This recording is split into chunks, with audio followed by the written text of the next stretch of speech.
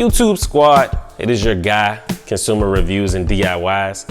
We're back in the building with a review today. Now, this is going to be the PS5 review, 3 months into owning the console.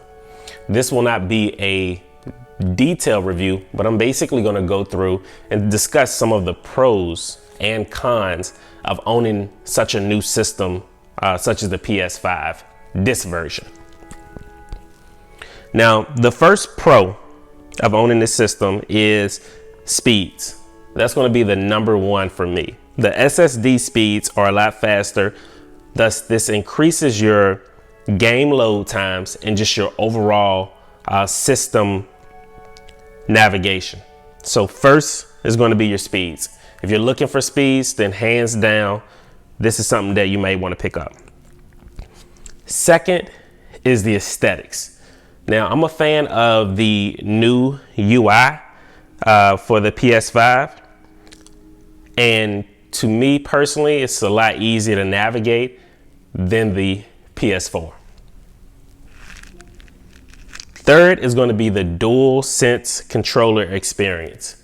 Now, I'm a huge fan of the controller. So if you are looking for a new experience, the adaptive triggers, the responsiveness with the DualSense control is definitely going to be a pro for this system.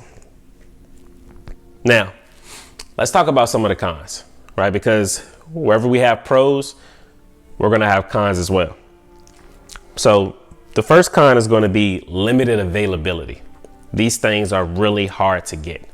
The restocks that come out, whether it's, Walmart, Target, Best Buy, I mean, they're sold out in no time.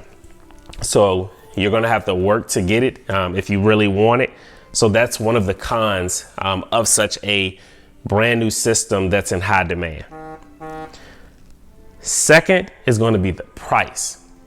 So even if you are able to purchase the console for retail, you're still looking at $400 for the digital edition and $500 for the disc version.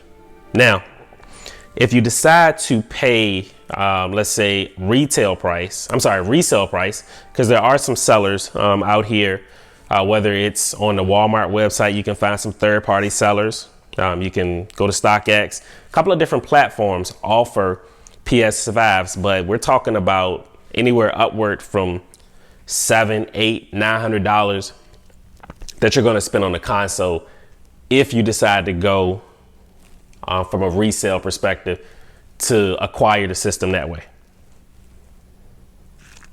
Third con I'm going to say is bugs. So we all know that whenever you have new generation consoles, that there are some bugs that will have to be worked out. So the bug that I've incurred personally is the standby error. So I'll play the system, I'll put it in standby mode, and then I'll come back, maybe the next day, a couple hours later, and I'll get the message that you didn't shut off this PS5 correctly, which means that it shut down by itself while in standby mode. So that's something else too. Whenever you have a early generation console or a new technology, you have to account for bugs that may have to get sorted out.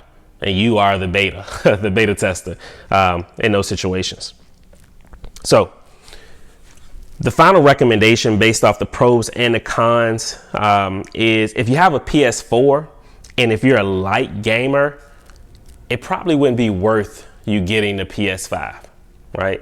So you could get it if you really wanted it, but it probably wouldn't be worth it for you if you lightly game. If you played game every now and then, maybe once a week or so.